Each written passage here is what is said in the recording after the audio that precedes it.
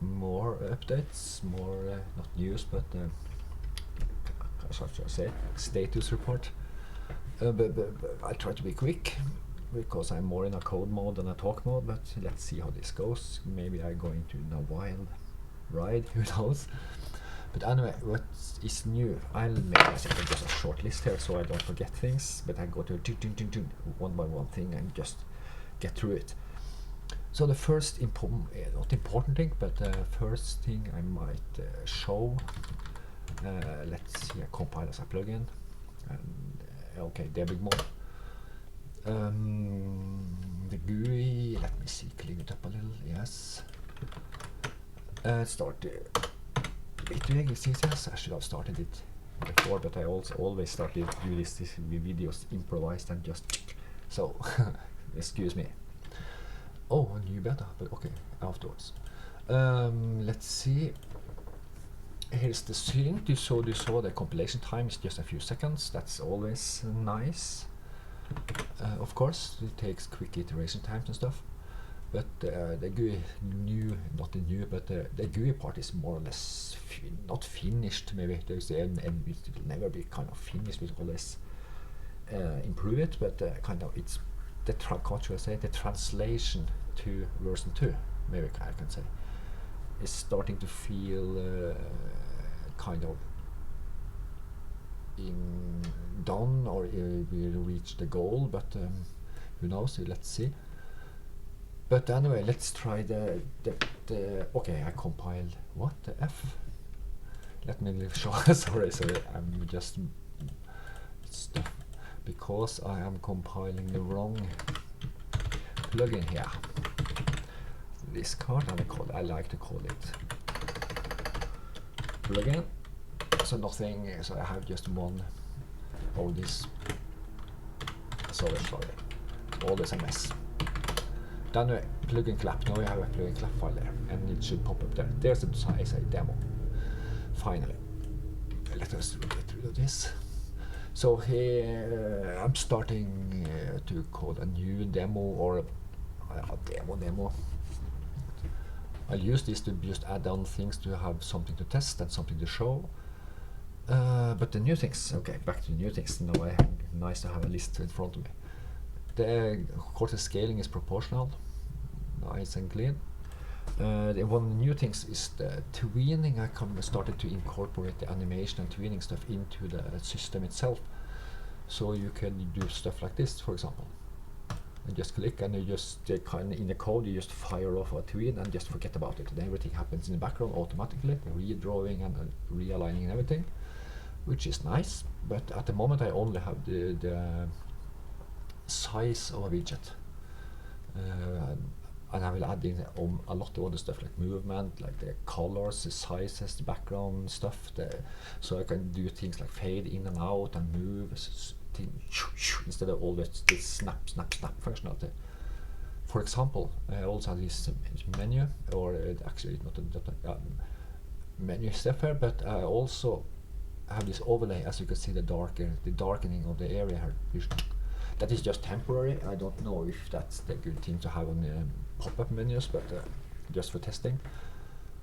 This is made by actually splitting a GUI in two parts. I have this root kind of stuff, which is all the widgets here, and on top of that I have a usually invisible and inactive overlay kind of widget, and then I can attach stuff to this overlay, so that usually this overlay is fully transparent and doesn't react to any clicks or anything, so it's as if it's not there at all.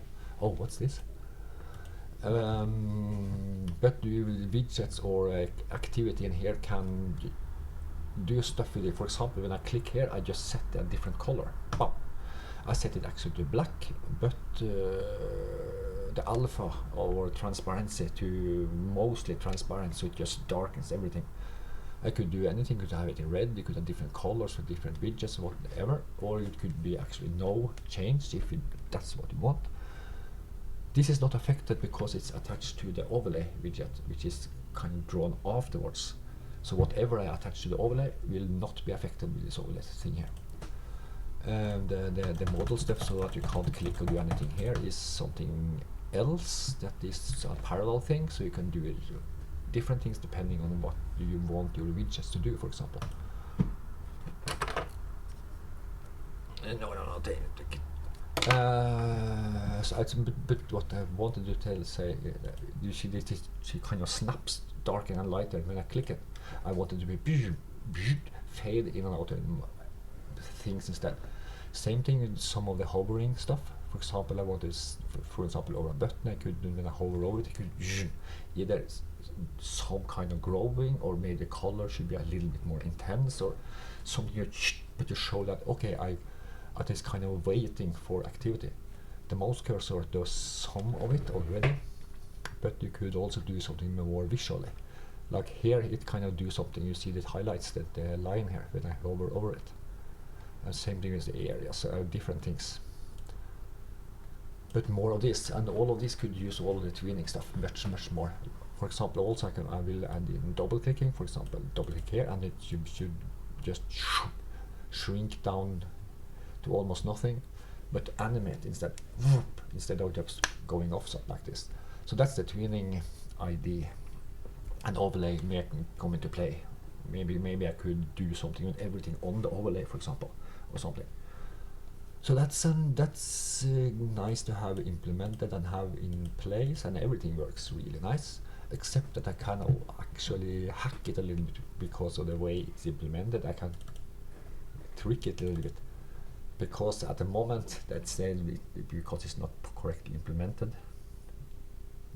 Probably. I just start a new tween from exact size it is. So it is, if it has grown a little bit, and then I start a new tweening exactly when it is on its biggest, then it will continue from there as if it was started from there. So it, as you can see here, I close it again, but it could be fixed by dropping, because the closing will always go to 0. Oh, sorry. And then it will start over.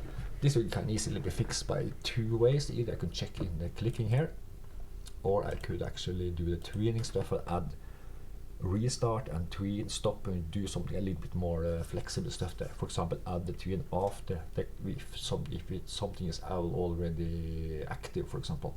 So it could just continuous, because a tween is actually a chain of linear interpolations between 2 values, or more if it's a rectangle with 2 states, and you can apply a curl or an easing, for example bouncing or whatever, to this interpolation, and you can have zeros on them, and each one could be different. This first one could animate for example the size, then the next chain could animate up the colors, or you could have parallels. So it's quite flexible, but I'm just barely starting to test it. And the really nice thing is it doesn't use no CPU difference, even if I haven't really started the optimization phase at all. Everything is totally brute force here now.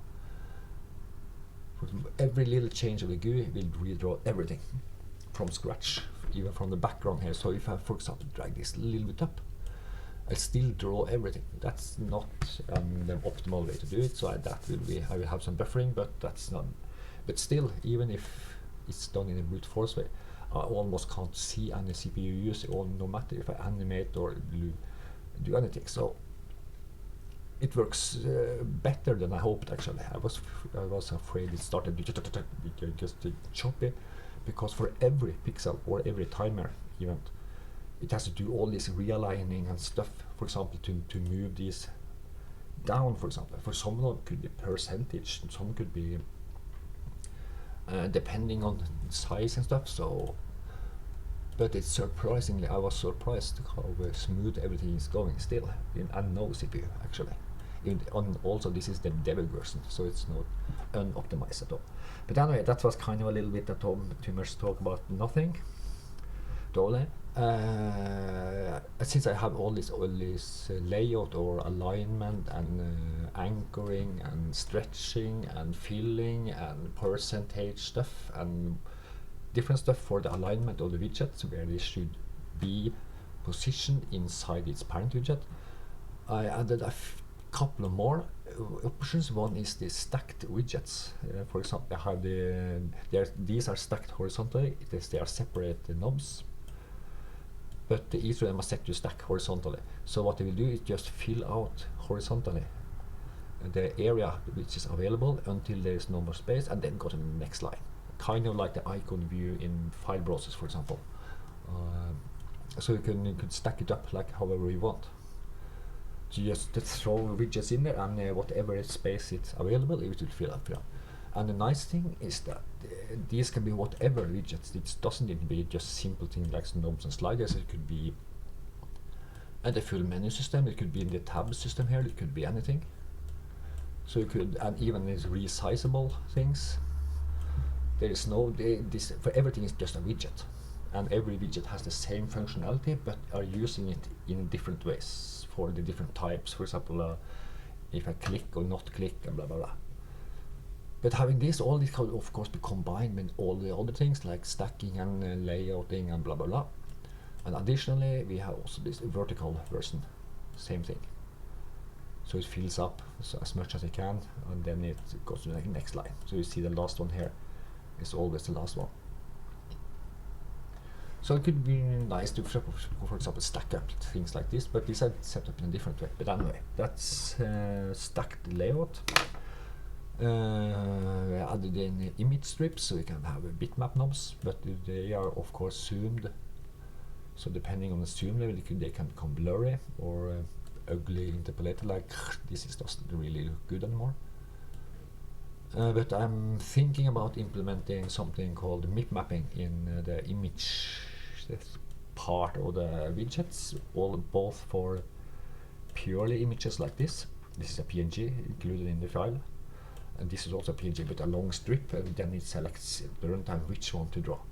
But with our MIP mapping, we have different sizes of the bitmap inside kind of the same bitmap, but positioned, for example, side by side. The half side, smaller and smaller. And at the runtime, you find which one is closest to the size you want to draw, and interpolate only the last bit from that one instead.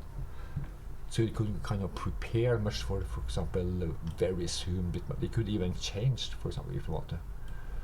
But that you could improve this one even better, and with its image strip you could do a lot more other things too, like sliders. You could have LEDs, you could have all kinds of stuff. I've seen some use it for like typical VU meter with this needle going. It could be a bunch of strips only, and then draw one of them. So it's always nice to have, so even if I like vectors a bit better, but combination could be, we could, for example, and see here, there's an ugly clipping here. It's not really rounded, but you could, for example, have only the drop shadows or additional painting going on from that kind of stuff, and another thing on top of it, for example. We could combine it maybe, so that could be interesting. But okay, that was the image strip, typical image strip thing. And then the final GUI thing is this, we can resize widgets now. But they still follow all these layout rules and stuff. So the text box here is aligned to the edge minus the spacing here of this logo widget here. So if I change the width of the logo, it will move. Same thing if it will be stacked here. For example, I could make this button, I could drag down, for example, and then everything else will be pushed down automatically, just like the rest of the GUI stuff. So it is alignment and stretching and alignment and anchoring and everything. So that's a nice thing. And depending on how this is anchored, this is now anchored to the upper left corner of this area below here, no matter scrolling. So if I change the X and Y, it just changes the position of it relative to this upper edge. So actually in theory, and if I change it here, I only change the width of it. But in theory, I can just click here and change both of them at the same time instead, and then I have a fully movable widget. Oh, what's happening? Oh, okay. so that's next. I'm going to add that part so it's fully movable. And then it could, for example, be positioned on the overlay instead, for example, and then it will be on top of everything, no matter what, or some other combinations. Also, I thought about maybe using the resizability for things like this internal let's see these scroll bars here. You see they change a little bit size depending. For example, here it changed the size of the what is it called, the thumb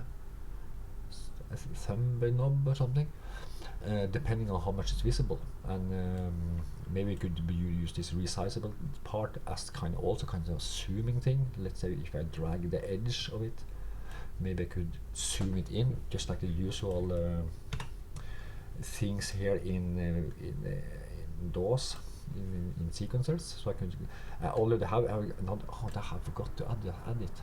I had a similar one to this, so I can move left and right and up and down to zoom. I already have that kind of widget. Same partially finished, but I forgot to add it. But resizable widgets can be used to do a lot of things, and we can do a lot of stuff inside. As always, this could be whatever widget, because this is just the normal widget with it, one of the flags set to is resizable probably, or resizable.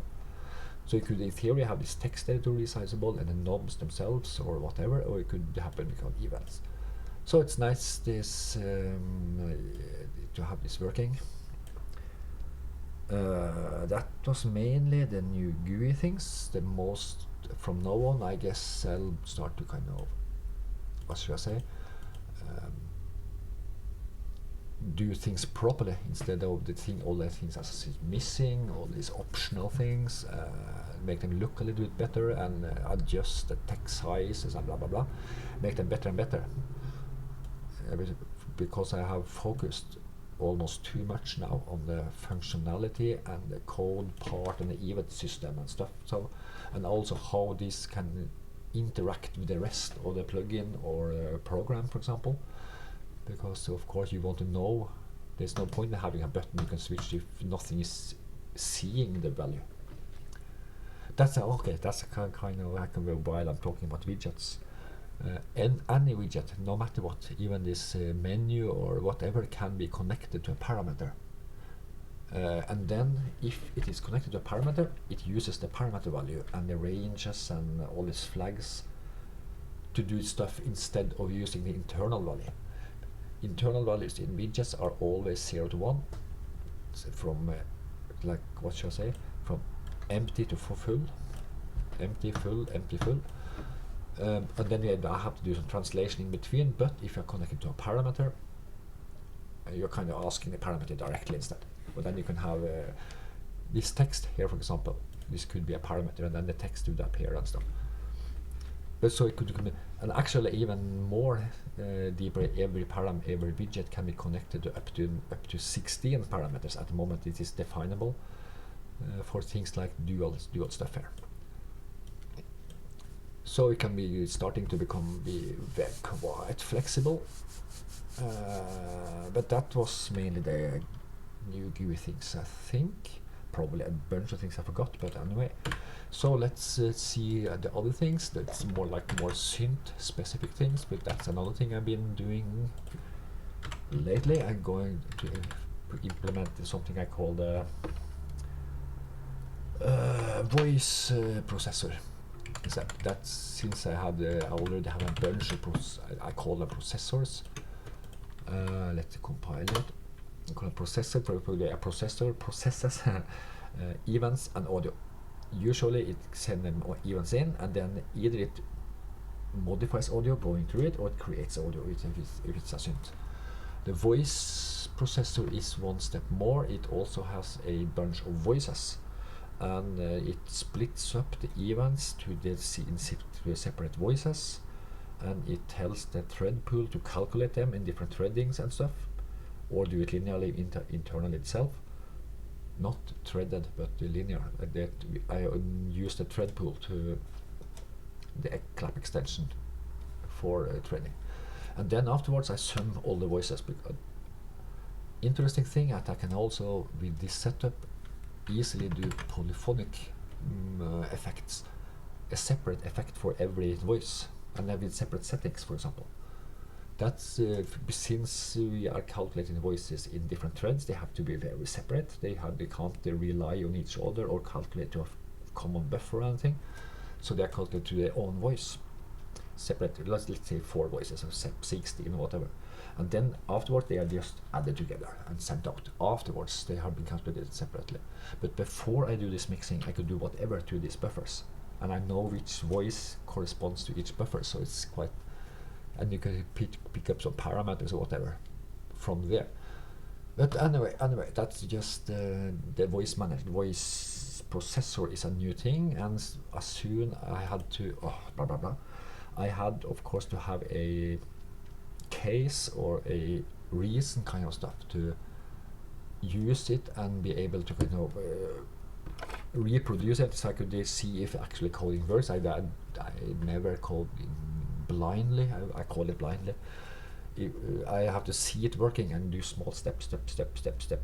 It's much easier to debug that we can just double check this current step and then next step and next step.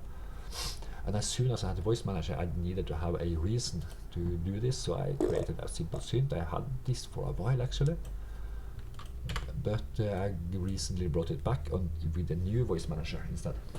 So this is it's quite loud. Let me see if there's sound in it. Where is it? Oh, let me see. It isn't. Oh, I don't care. It's not. Doesn't really care. The sound. It's not the sound. It's not important. Not you probably hear it. You can see it. But the thing is, it's a normal. It's not an advanced synth. Two oscillators. You can mix them in different ways and modulate them, and there's a filter.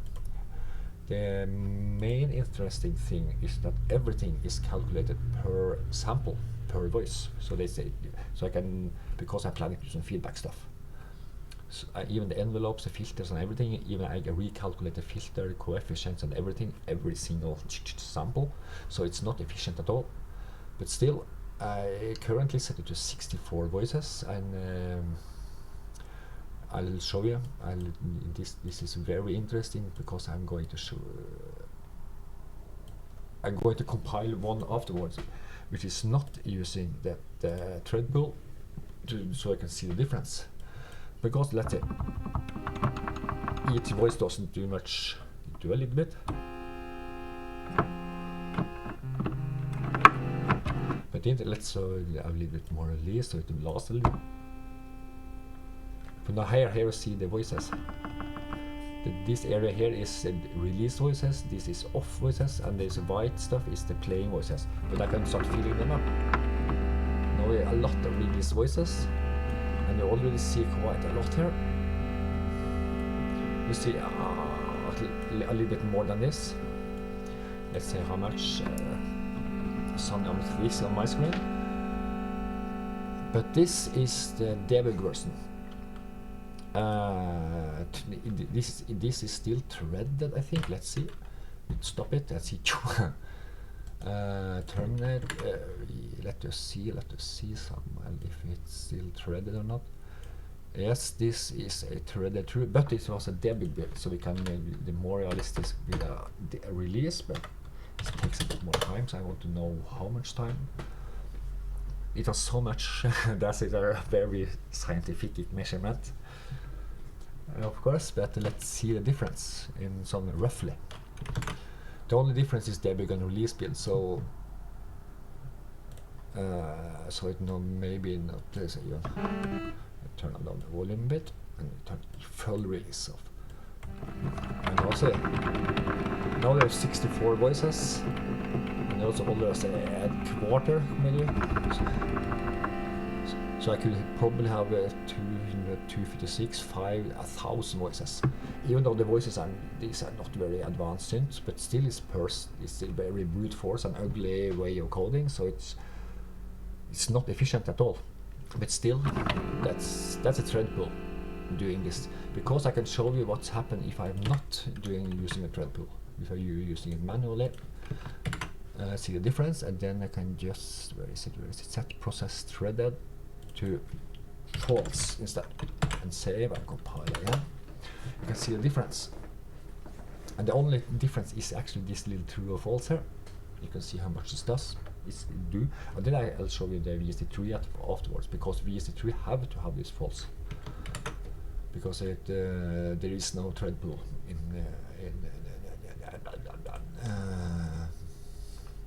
VST3. or I had to implement it myself, but then these threads had to fight with the OS, I mean host thread pool, so it wouldn't be as efficient anyway, no matter what. I went, okay, start out the volume. Now we have an we threaded false, and let's see what will happen when you fill up the voices. As you can see, completely different. Now this started to reach 30-40% already. But then so it's 5, 6, 7, 8 times more efficient actually. Because of this, just this, but that's the threading group. The thread, not the. Oh, that's. So that's interesting to see, and we can just to have tested everything. I can compile a. It had to be a shared object in VST3 land, and we compile as a VST3. Still a release version. So that we can compare. There are also some other things that's not as efficient in the VST3 because this event system is a bit more. It took a couple of more seconds. The VST3 part is not. And let us see. Of course, I have to first delete this clap file, and I have to put this shared object into this specific VST3 contents x86 Linux. I could have a short symlink or something, but this is just testing. And let's see here. Now I have had this already. This V3 symbol. Activate the audio, and let's try it. And we just drag it in as usual. And there's the same thing in VST3 land. But now you see already. You see. Let's die. Let's let every voice die. Now it's not using more voice. Let's say try 8 voices. And that's already 8 voices is using as much CPU as 64 voices was using with a thread pool in release mode. And then let's also try all of them. You see here, it's even so. As you can see, it's worse than clap actually. A little bit, not very much, but. Kind of the same. It's not very much different. So.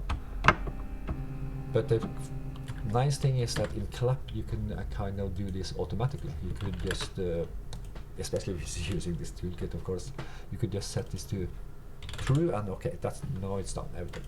If the host doesn't support the thread pool, I'm doing it linearly, manually in one thread instead. So then it's going to waste a lot of CPU.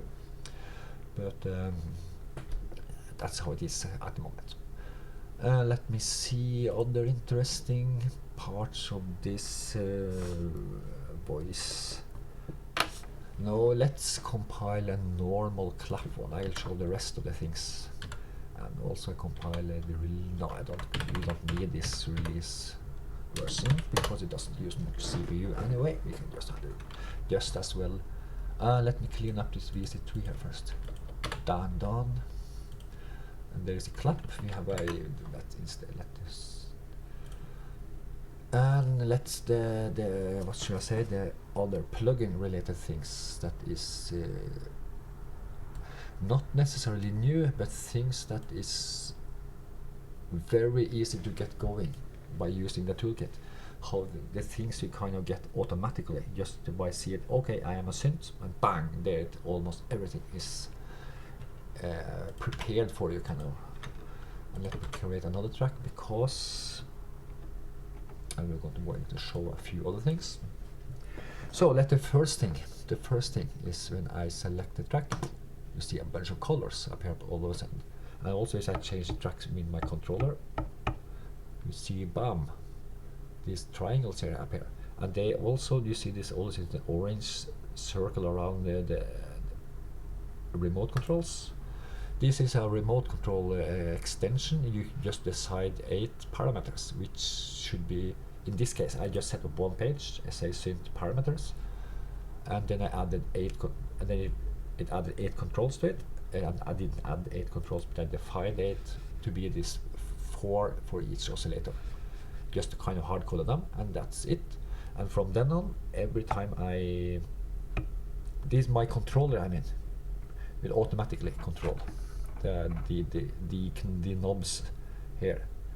I have decided, what should I say, linked, but the colors themselves is another extension, clap extension. They are called parameter indication or param indication. They tell you about which control or parameter is mapped to this controller. This is the triangles here, and also the automation state for every parameter. For example, I could see this square here. For example, this is the same as a square here, of course. I can right click on it and say add automation lane, and you see this gray circle up here. And this is a parameter indication also. It shows the automation state. At the moment, the gray means that you have an automation lane, but no automation. So you can open it, and you can see SQU. This is a lane. You see it because also it is kind of grayed out. Let's loop it. Grayed out, but you have an automation lane. That's the and if you click, I think it's this. You see this alone on the top here. But if you add any point, for example, pop, we add in, you see it turns blue, and also same as here. These colors, I get the colors from Bitly actually, or from the host. So I use the same colors as Bitly is using. Blue means that you have this is automated. So if I do a little automation stuff here now, and let's say looping and play, you see this automated. That's what a blue icon here means. The third thing you can do is you can just turn on record, for example, and then just start tweaking a knob, and you see it records. And the interesting, then you see it has turned red instead. And when you turn off record, it goes back to blue. Which means now blue means playback, automation playback. Red means automation recording. And the third thing you can do is if you just click it and you drag it now, you override the automation. And in that case, it turns green, which means that there's automation going on now, but you have decided you want it there instead. So you are overriding it. You can get back to normal model automation by clicking this green button here. It's probably different in different hosts. I don't think any other host supports this indication stuff here. So that's nice, and that works for all parameters or widgets combined with parameters. I also have, for example, I can let me see. I can let's create a new page and let me see. Pause here. You see this type here. Let me control this one. Bam. So now we have this type, and you see it go. And you already see this red button, same here. It means this red knob, I have color coded that, same as Bitwig on my controller. It will control this parameter here. So it works for all widgets. This just because it works with the underlying parameter and the drawing itself kind of on top of everything, which is nice, I think. So I can start with a fresh one, always fresh one. So that was the parameter indication. I have something called voice, and voice stealing is maybe a bit difficult to explain. No, it maybe not, but I have to more visually explain it because you don't really see it. If you have full voice ability, or I turn on again a lot here. If you're playing a lot of voices, for example, so now there are no free voices, but still can see, you see it takes over all the decaying voices. Oh, look at this. Why is it? Oh, because of course because it's a debug. Why is it using so much? Okay, but anyway, it doesn't matter. But okay, we don't care about this anymore. Do you see? Because when you are playing a new voice, I have set voice stealing to true, which means I want a voice unless all the voices are actually playing, and I can actually fake it a little bit by setting this to voice acting to 16 and turn on the volume a lot, because now every time I press a key there will be 16 voices, so I can press 16, 30, 48, 64, and let's have a little bit more volume. Now let me see. So now all the voices are playing, but now I can't play anymore. Nothing happening. But if I release them, they are still in a release phase, but now I can take them. And here the order disappear. So that's a voice stealing. It's stealing. If you always want the quietest voice, and you steal that one, you go through, look through everyone. So it doesn't really. And with 64 voices, it's actually very seldom you reach that kind of levels, and unless you do a lot of this voice stacking stuff. So now I also showed. When I first talking about voice stacking, I can maybe show you how it actually works. The voice stacking. That's another really nice thing. But the synth has to support something called the overlapping notes, which means you can send it. It can handle multiple notes on the same note. I mean, for example, now there's actually 20 voices with the same note. Now 64 voices, and all of them playing the same port and channel and key, same MIDI key also, but they are still completely separate. Internally, they have their own note identity, so you can actually modulate every single of them separate. But you can another thing you can do is let me get the I can set voice stacking. Let's say the 8, for example. And then I can do this voice stack spreading here. Voice stack 8 means that for every voice I'm playing, it sends 8 note-ons messages to the synth via different note-on, note ID. So they are same note, but they are obviously going to different voices. So there are 8 voices of the same note going on in the background. But at the same time, you can also spread some parameters a little differently for each of these voices. So you kind of spread out, for example, filter or volume or whatever among this, in this case, 8 voices. And one nice cool thing about that is, for example, tuning is nice to have. You could, for example, spread the tuning a little bit so they are a little bit detuned, all the 8 voices in this case. So you get this saw, thicker kind of super saw-ish sound. And we can do, for example, do like this. We just click this voice spreading, and so now there's still 8 voices, same key, same everything, except that there is synth value here. This synth is spread out how much? By 0.1 from difference from the top to bottom kind of stuff. So they are very close, but not entirely. And they get a heart attack.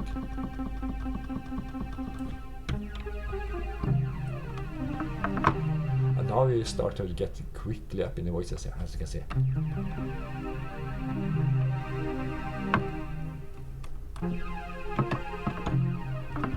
And it doesn't need, it can be absolutely everything else. And the nice thing is that you can still, everything else is going on the same time.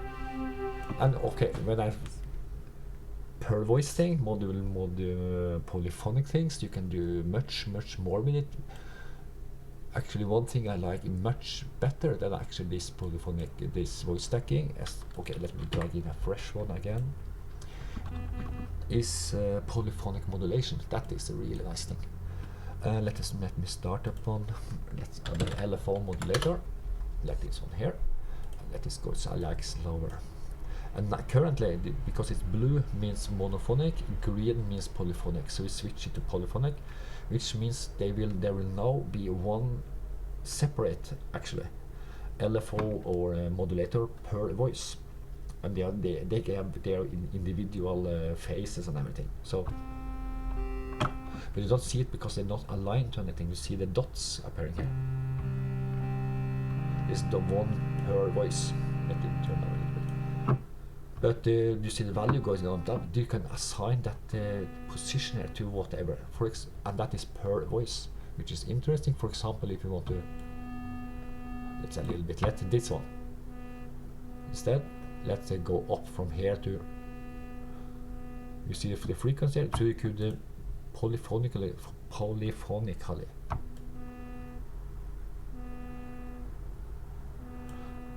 So now you see the modulation going, and you see it differently. That then you see that you can still change the position because the modulation is going around. Let's go faster. And it's interesting. Yes, you have now it's completely separate for each voice. So one can hold the voice. You have to see on the dots, which is if it was monophonic, it would sound like, let me have a look. It would be more like this. But that's not what you want. Everything is going up and down. Because there's just, as you can see, it's one value, and this low pass is the same value for all the voices. But polyphonically, and now they're all depending on, because there are different stuff how you do it, but this is simplification only, and it's much nicer, of course. And then additionally, you can do it even more. You can then start automating it, add automation lane, and then we add some of automation to it, just maximize everything here now. And let's go a little bit up and down, for example.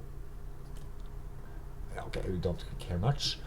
Let it loop. So now you see this going, but also you see the modulation going around it, so you can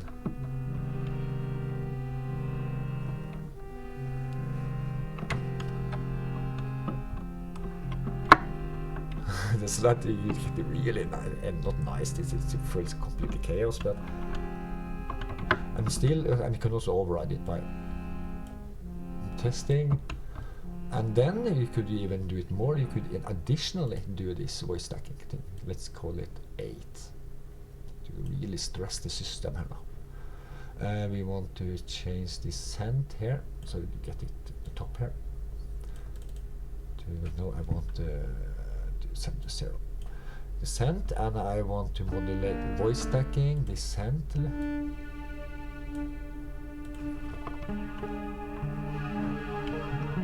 Oh, now I get it really loud.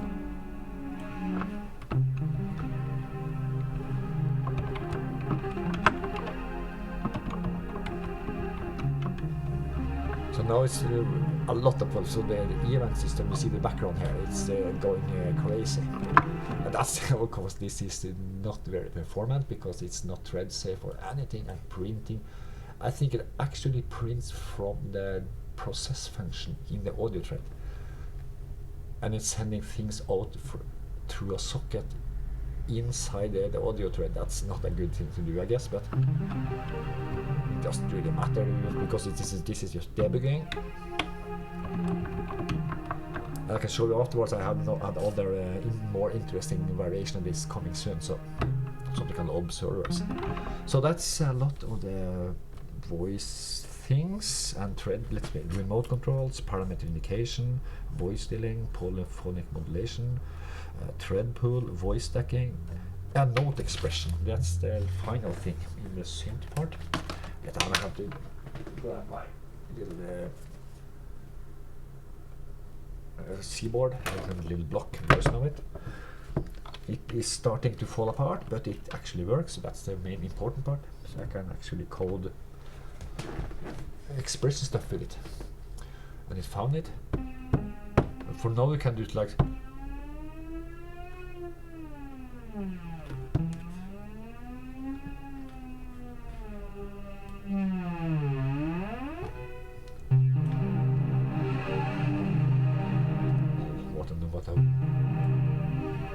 So yeah,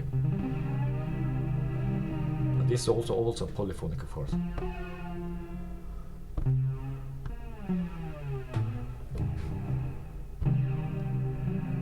I only cared about tuning at the moment. They have all the 5 dimensions in a typical MPE. Note on, pressure. They call it, I think they call it hit and lift. And what are the and pressure and brightness and tuning. So there's 5 kind of things you can control manually per voice with these expressions, combined with this automation, combined with this polyphonic modulation, combined with this voice spreading. So this can do pretty intensive in the event system here. But it's always nice to see this, everything goes smooth and nicely, even if resizing and animating and everything. And it hangs together really nicely, and it doesn't. Oh, it uses a little bit CPU because of all of this, so it's hard to kind of evaluate. But okay, that was the synth part. So it's starting to become quite nice, or what you said, it's we can actually make stuff with it now. So let's see, where are we? Let's kill as much as possible here. Okay, I usually just terminate the process, and then I also kill or delete this one, because then it will disappear from here after a while. Come on, there. And then next time it appears, it kind of forces Bitwig to reload everything from scratch, so it is more safe for completely from scratch. So I'm sure there's nothing left in memory and stuff. So I am. But then let's see the other there's 4 or 5 other things. One is Windows support, and then it's VST3 and VST2 actually, but that's not working properly. But it's compiling and actually popping up. And debug window with the observers, and we have a bunch of ported plugins, and we have some new our own plugins. So we can just test some of this very quickly. Let's say the same synth as this. We already compile it as a VST3, so it works to compile, but we can compile it as a Windows version too. But the differences is we have to change the GUI things. We can't use an X11 GUI in Windows, so you have to use the low-level Win32. This is a windowing system, not a rendering. The rendering is always using, at the moment, WGL for Windows, GLX for Linux, so it's OpenGL, and there's NanoVG on top. But the underlying Windows system has to be platform specific, and in this case in Windows we're using the lowest level Windows. So let's see, another thing we have to add in this high, we call this minus in Norway, minus or line stack, hyphen, is that the right name? Maybe it's W. W means compile with min, MINGW, min-GW, mingu. I don't know how to say it, but the Windows version, or actually the Linux version of the compiler, compiled so we can make Windows binaries. So we can compile for Windows now. Windows is this W here, which results in a new clap file, and this is a bit different than the other one because we can have a peek inside of it. As you can see, it's a PE32 executable. Oh, it's a console. Oh, okay, I haven't really thought about that. For MS Windows. So it's a Windows, so I can't really run it in Linux because it won't appear here anymore. But luckily, I have prepared a little bit. I have also this Windows version of Reaper installed, but it is running through Wine, so I can't. I don't know actually if it works similarly on real Windows, but I can code and develop for it. That's the main thing. So this is console. Okay, close. So you're using direct zone, as you can see. So I haven't set it up properly, so I'm not sure if I have the keyboard set up. So let's do something else. Let's compile this demo instead. This is not a synth, so it doesn't need keyboard, but it shows that the GUI is working. That's the main part now. Oh, come on, took a second longer. Okay, then let's see. New, we have this. Oh, it should refine it as a demo. Bam, and here's the Windows version. It's, as you can see, it looks a little bit different. That's because because Reaper is adding its own stuff to it. But let's see, minimize it and open it again. Okay, not. There it is. So as you can see, there is some issues with the Windows version. If I resize it, things seem to work properly, but there's no, as you can see, there's no proportional scaling in Reaper. Here's the widgets, and most of them works quite nicely. I think almost everything is there now. Let's see if the text editor is working. Yes. Oh, I can't have small but letters. So that's because actually the text editor is a big hack actually, and it has to be read done properly. But it seems that even the automation is not working because the timing system is it's actually going, but it goes so fast without anything, so it just so that missing in Windows, I see. Everything else I think looks like the same thing, because as long as the GUI or the here some Reaper have some problems.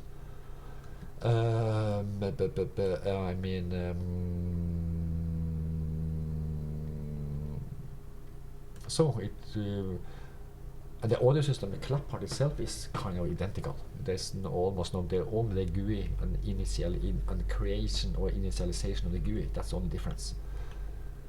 So everything else is the same thing. But I think some of the mouse cursors are also a bit different, I think. Let me see quickly. Yes. Oh, they're so different. There's no left and right arrows. They are, but they are different. It still works, I see. But that's another thing. But anyway, the Windows version kind of is more or less there now. And VC3. And let's try to see the debug window. What's that? What kind of stuff that is? We can compile this demo here. And then I haven't finished it, so that's the thing going on. I just barely made it working. So I can have a debug window, and I can have something called observers. An observer I have, is it here too? There it is. So let me compile the synth stuff here, because it already have things set up. So I don't have to do bug hunting. So we compile, not for Windows, we compile for Linux, because. But the only thing I had now enable the debug window on the observer, which just makes it a little bit different. One thing, let me see, let's start Bitwig again. You're going to see some flashing here, which indicates that it's actually working. Let us see. Boom, you saw the flash. That was actually the debug window opening and then closing again when Windows was examining the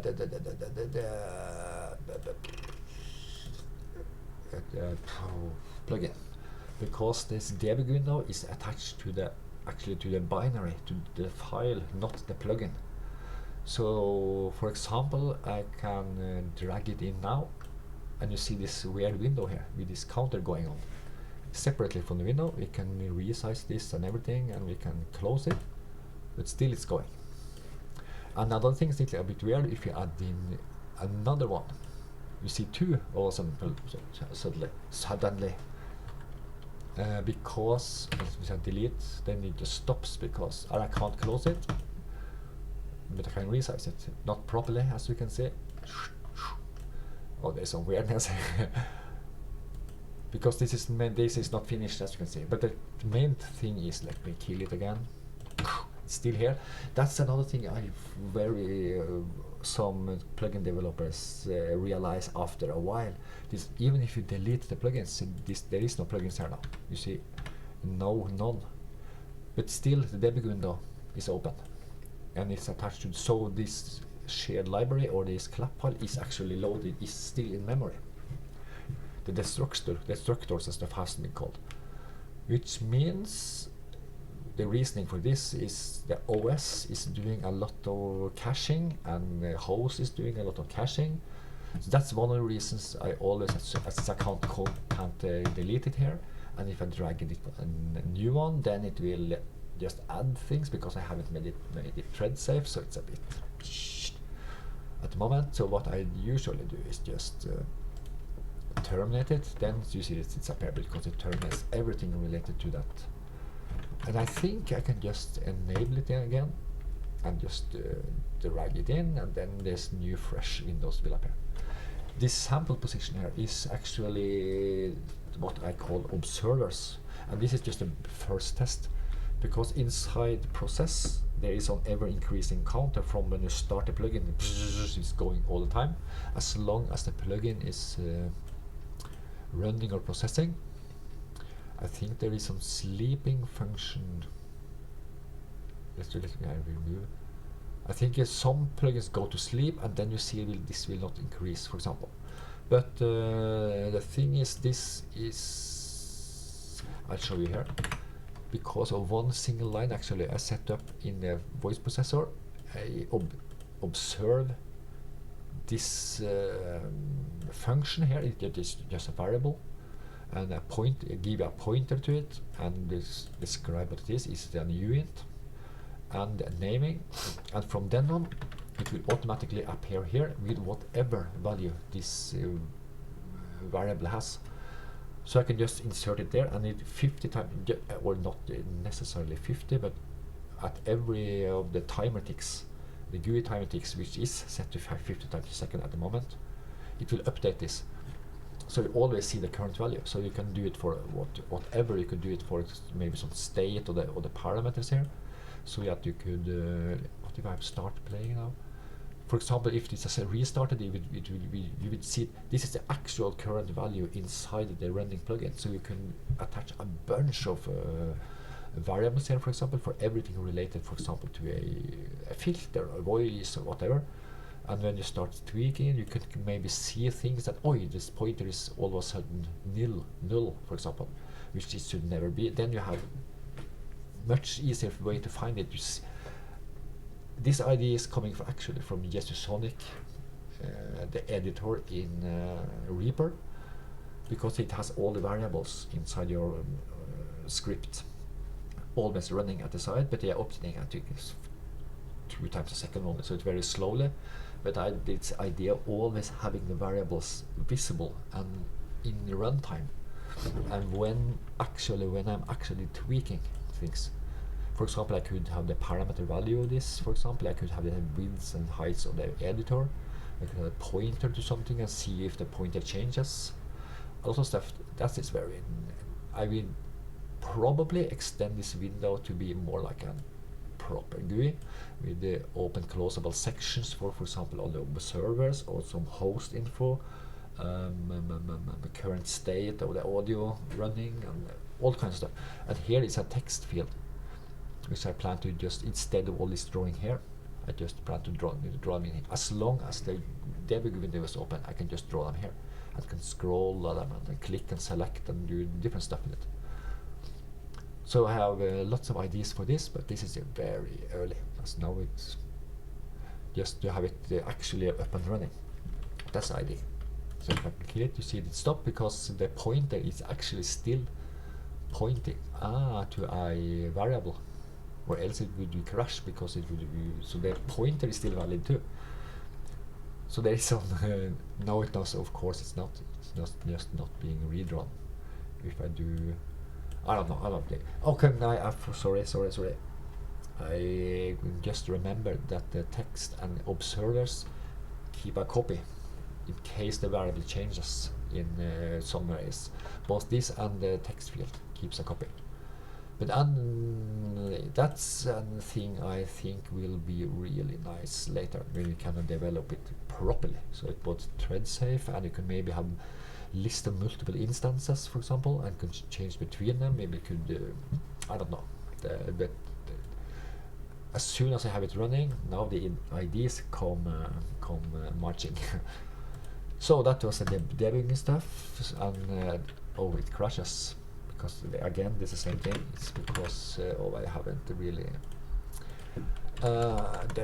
finished it. It's just barely working, so I commented away as quickly as possible. Another thing I'm done. That's the final thing now. So it's soon finished. I have brought back all this bunch of plugins, and also made a example about how to make a clap file with a bunch of plugins in it. This is the entire plugin. You just drag in a bunch of other plugins here, you include, and then register them to be some internal stuff, and then create them depending on index. That's everything you need to create a multiple plugins in one clap file, or VC3 file, or partially VC2. I made the VC2 multi-plugins. It worked in Bitwig, but in Reaper I made it go into an internal loop and it completely crashed my entire system. So that's not usable at the moment. I don't think I will